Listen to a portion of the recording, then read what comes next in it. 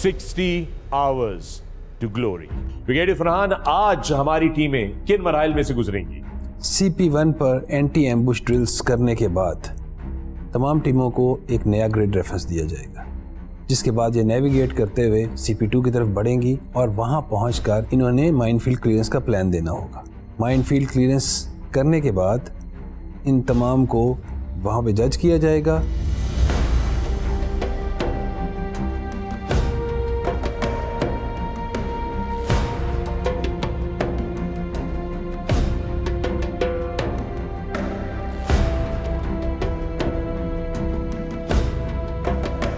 Minefield clearance की drill कुछ इस तरह से होती है कि आप दुश्मन के इलाके में गुजर रहे हो और आपका सामना दुश्मन की माइनफील्ड से हो जाए, तो आपको क्या करना होता है, आपको माइनफील्ड किस तरह ब्रीच करनी होती है, ये इस ड्रिल में सब डिस्प्ले किया जाता है। CP2 पे पहुंचने पर हमें पता लगा कि एक दुश्मन की माइनफील्ड है, जिस पर मैंने अपनी पेट्रोल को माइनफील्ड क्लियरेंस शुरू करने के लिए ऑर्डर दिया।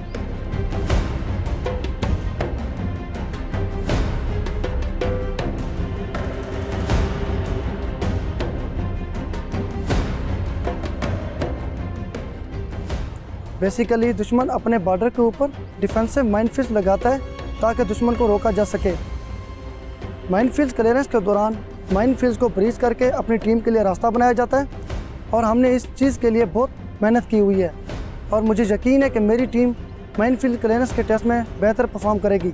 माइनफील्ड हमारी इसलिए सबसे बेहतर हुई थी क्योंकि जो सिपाही इमरान था हमारा, उसे बखूबी इल्म था माइनफील्ड के बारे में और उसने ड्रिल्स प्रॉपर और बहुत अच्छी की थी।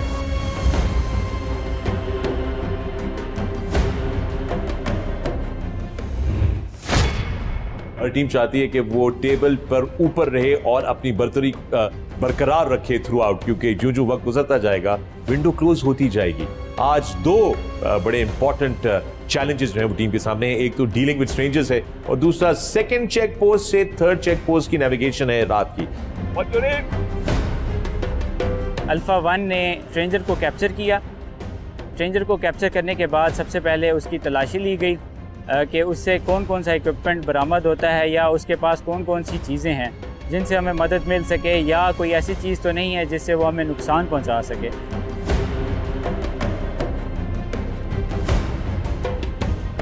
जब मैंने उससे इन्वेस्टिगेशन शुरू की तो उसने हमारे किसी सवाल का जवाब नहीं दिया, जिससे ये जाहिर होता था कि वो बोल नहीं सकता।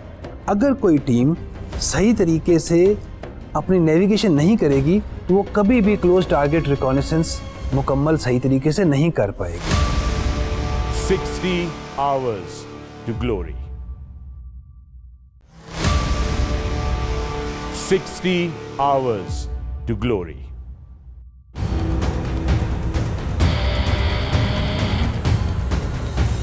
Welcome to Kakul, Pakistan Army School of Physical Training.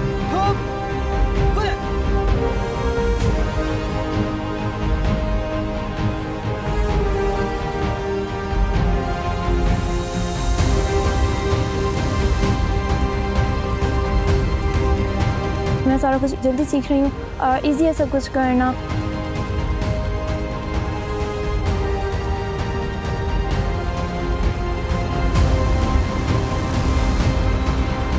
ये है 60 hours to glory. आप भी जीत के बन सकते हैं हमारे सुपर फैन और शामिल हो सकते हैं तमाम एडवेंचर स्पोर्ट्स के लिए और हासिल कर सकते हैं ए ग्रेड ट्रेनिंग बिल्कुल free as your winning prize. तीसरी दफा किया हो गया। इस टाइम पे आगे मेरा कॉन्फिडेंस है कि मैं गिव अप नहीं करती।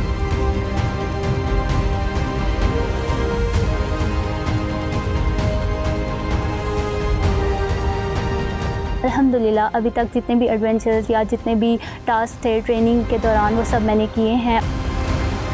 देखते रहिए 60 hours to glory। स्क्रीन पे आए हुए सवाल का सही जवाब दीजिए हमारी वेबसाइट पर जाकर और आइए काकुल, जहां पे आपका इंतजार कर रही है पैराग्लाइडिंग, पैरासेलिंग, इसके अलावा बहुत सारे और adventures. So we were finally able to get the right wind speed. 60 hours glory के सुपर फैंस को आर्मी स्पोर्ट्स क्लब खानपुर में खुशामदीद कहता हूँ।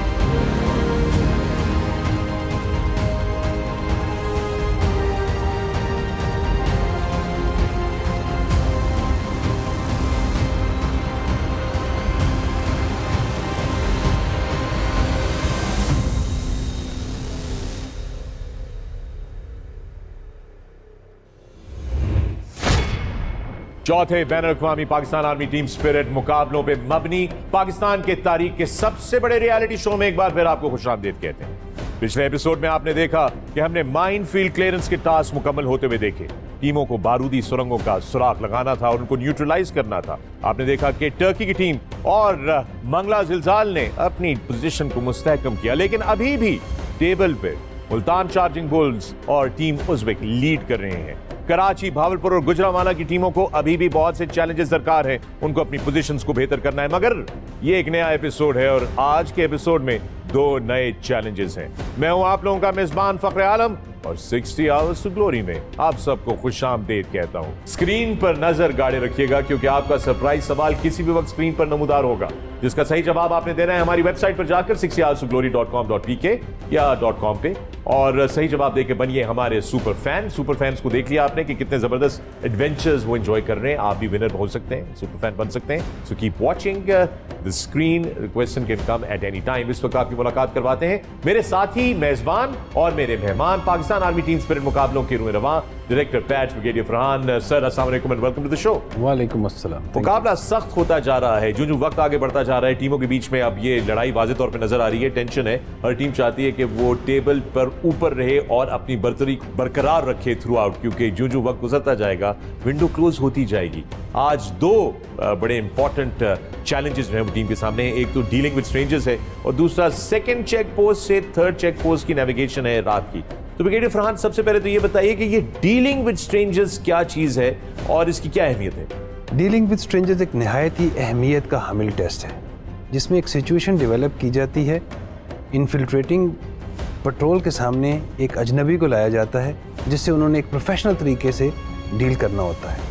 उनसे एक्सपेक्ट किया जाता है कि वो उससे मैक्सिमम इंफॉर्मेशन एक्सट्रैक्ट करें जो कि उनके आने वाले मिशन में मुआविन साबित हो, और इस पूरे प्रोसेस में उन्होंने अपनी सीक्रेसी और सिक्योरिटी को कायम रखना होता है। डीलिंग विद स्ट्रेंजर्स, आइए चल के देखते हैं कि ये मिशन क्या है।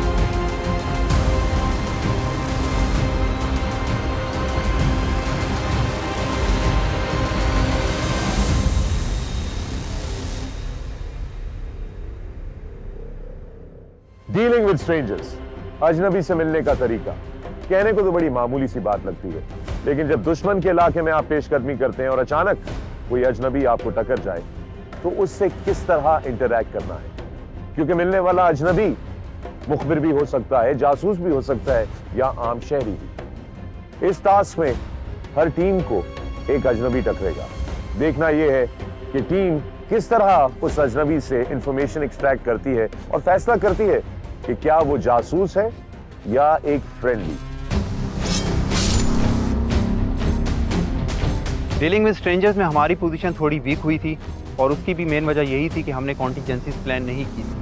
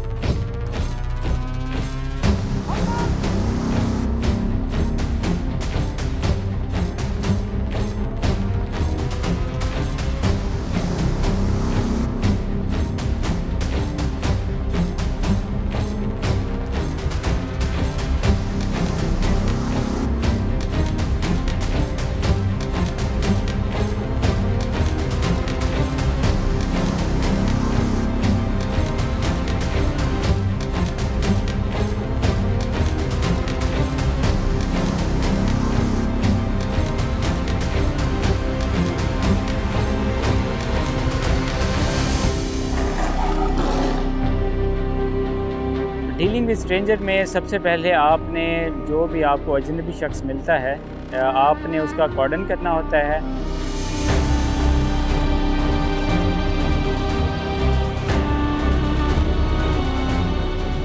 अल्फ़ा 2 के कॉर्डन लेने के बाद अल्फ़ा 1 ने स्ट्रेंजर को कैप्चर किया। स्ट्रेंजर को कैप्चर करने के बाद सबसे पहले उसकी तलाशी ली गई कि उससे कौन कौन सा इक्विपमेंट बरामद होता है या उसके पास कौन कौन सी चीज़ें हैं जिनसे हमें मदद मिल सके, या कोई ऐसी चीज़ तो नहीं है जिससे वो हमें नुकसान पहुंचा सके।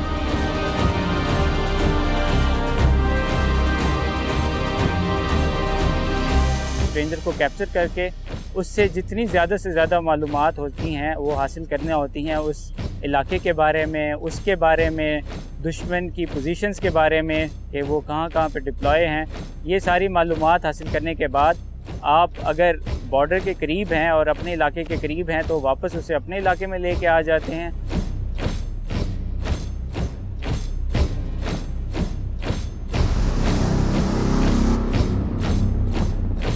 जब मैंने उससे इन्वेस्टिगेशन शुरू की तो उसने हमारे किसी सवाल का जवाब नहीं दिया, जिससे ये ज़ाहिर होता था कि वो बोल नहीं सकता। और आखिर में हमने स्ट्रेंजर का परफॉर्मा फिल करके जजेस के हवाले किया।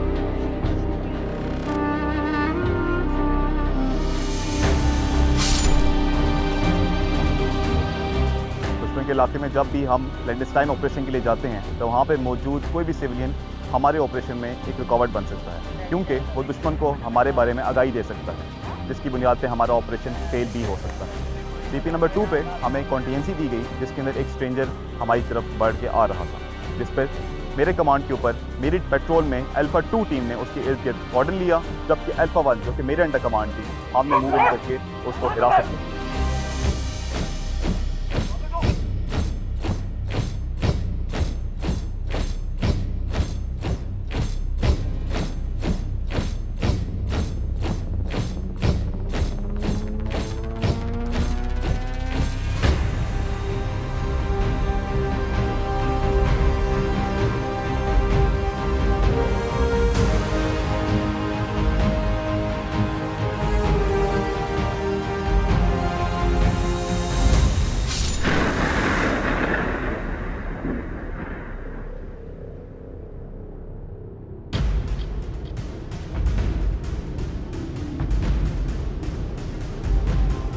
हमें एक स्ट्रेंजर का सामना करना पड़ा, जिस पर सिखाई हुई ड्रिल के मुताबिक अल्फ़ा 2 ने कॉर्डन लिया और अल्फ़ा 1 ने स्ट्रेंजर को कैप्चर किया और कैप्चर करने के बाद उससे ज़रूरी मालूमात हासिल की।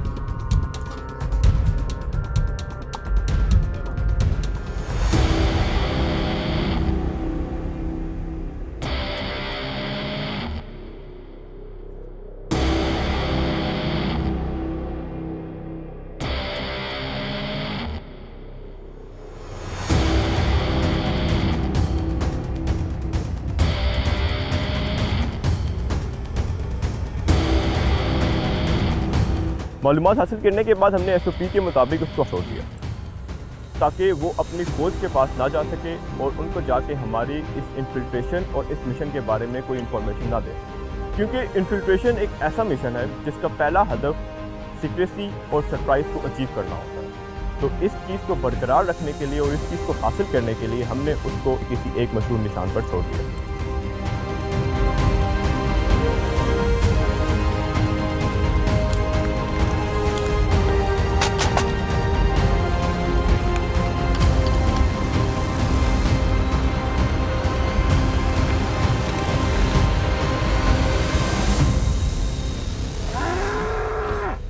में स्ट्रेंजर को डील करने के लिए एक नया सिनेरियो दिया गया। मैंने पेट्रोल को डिप्लॉय करवाया। कुछ पेट्रोल ऑर्डर्स देने के बाद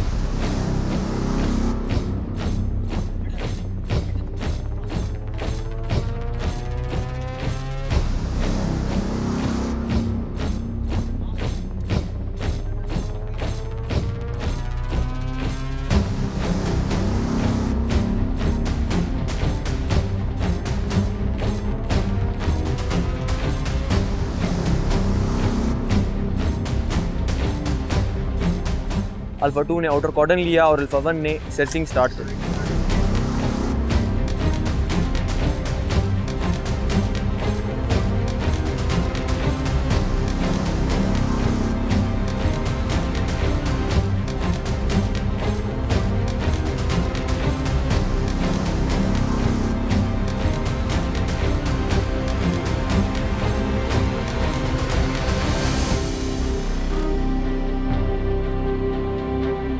स्ट्रेंजर से ज़्यादा से ज़्यादा इंफॉर्मेशन ली।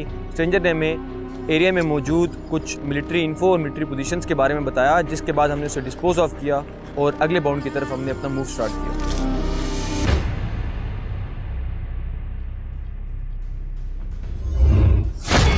Navigation, Pakistan army team spirit मुकाबलों में नेविगेशन कितनी अहमियत रखती है और क्यों इस तरीके से रात के अंधेरे में नेविगेशन करवाई जाती है?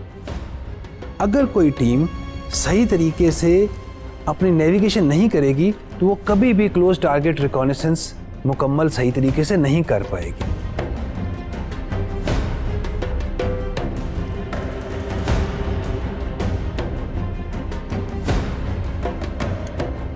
सीक्रेसी के साथ और स्टेल्थ के साथ अपना काम रात की तारीकी में मुकम्मल करना होता है ताकि उनकी लोकेशन कभी भी कॉम्प्रोमाइज ना हो।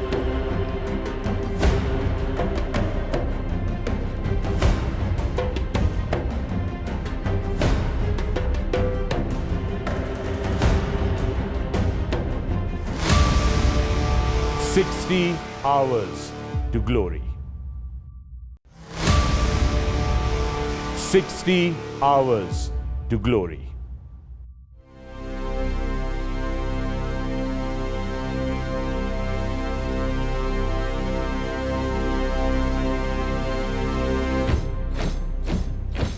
जवानों, हिम्मत नहीं हारनी, अपने हौसले बुलंद रखने हैं। गुड शाबाश।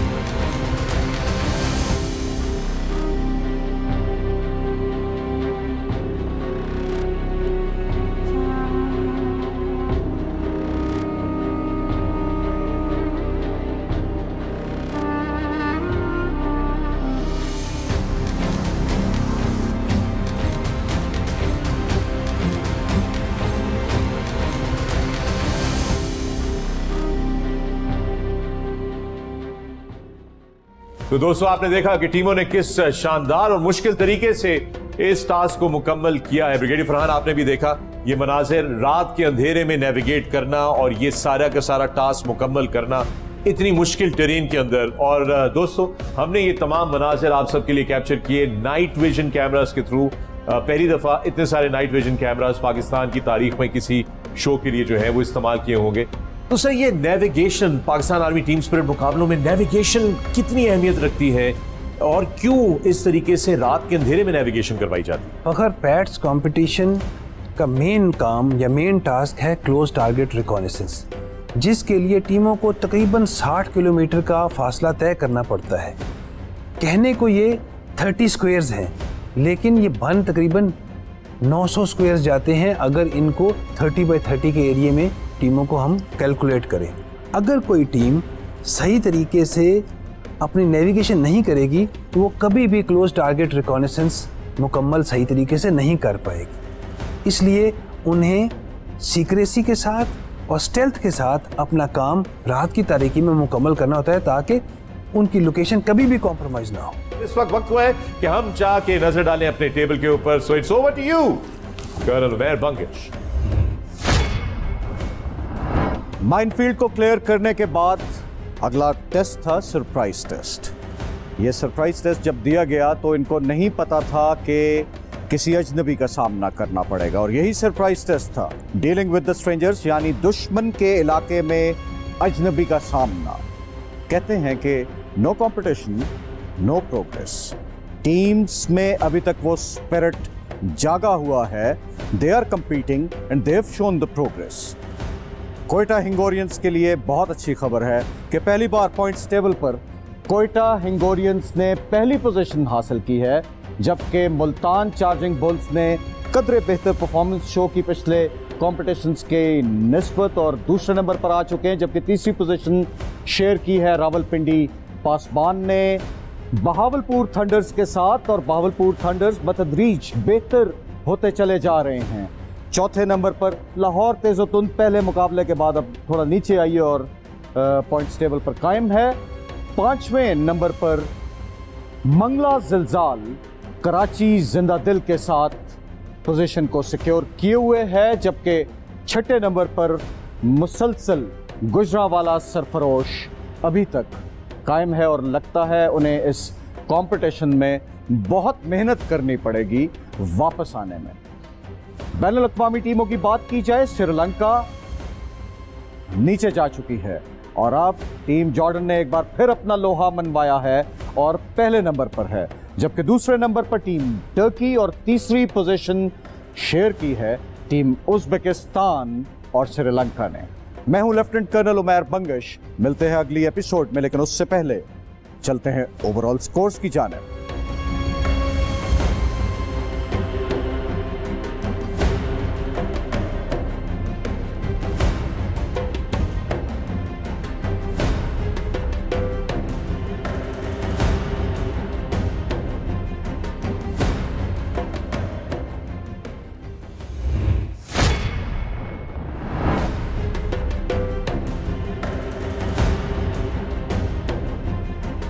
दुश्मन की सरजमीन और हवाओं को तशकीर करते हुए हमारे जवान अपने मिशन मुकम्मल करते हुए आगे बढ़ रहे हैं।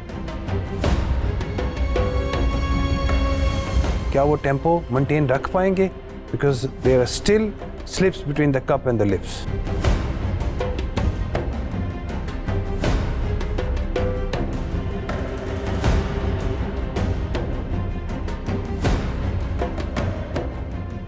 हमें जो सिचुएशन दी गई कि हमारी एक टीम के पास एम्यूनिशन ख़त्म हो गया है, हमने बहुत ही कम वक्त में दुश्मन की नज़रों से बच के वहाँ तक एम्यूनिशन पहुँचाना है और वापस अपनी जगह तक पहुँचना है।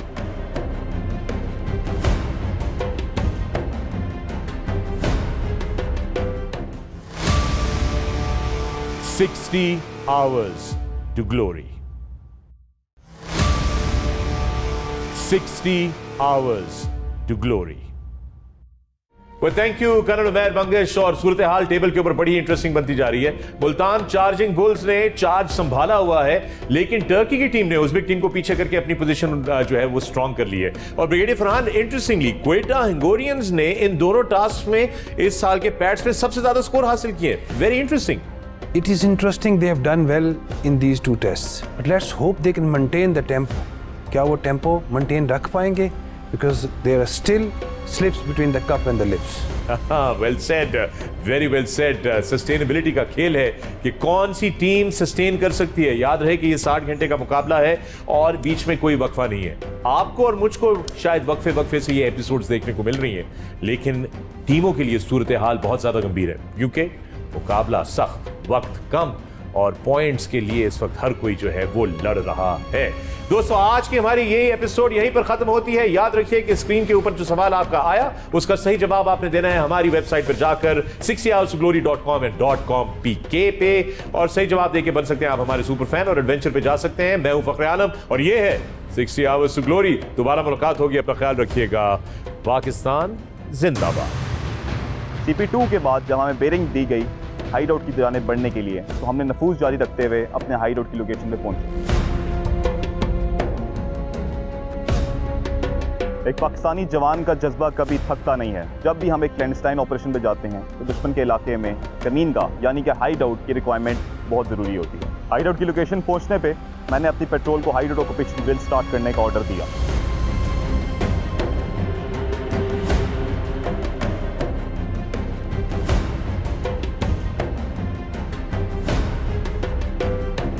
हाइड आउट को हासिल करने का मकसद दुश्मन की टेरेन में एक महफूज जगह को अपनाना है।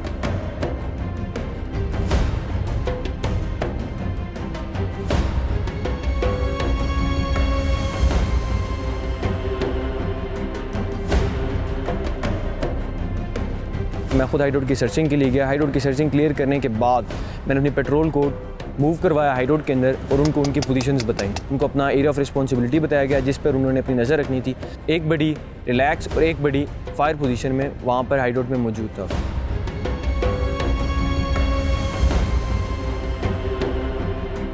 जब हाइड आउट में पहुँचे, टीम का मोराल दोबारा से हाई हो चुका था। थकन थी, लेकिन इससे हमारे मोराल पे कोई फ़र्क नहीं पड़ा था।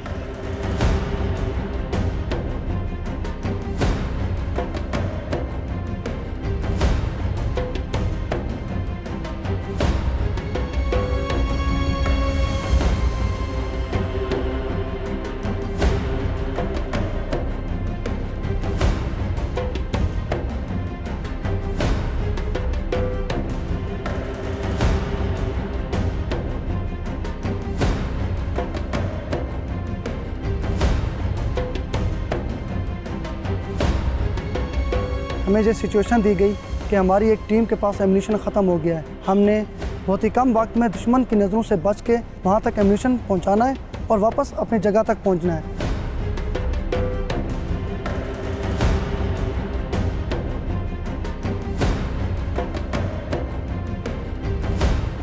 मेरी टीम फिज़िकली फ़िट है और मुझे यकीन है कि मेरी टीम बहुत ही कम वक्त में अपनी दूसरी टीम के पास एम्यूनिशन पहुँचाएगी और वापस अपनी जगह तक पहुँचेगी।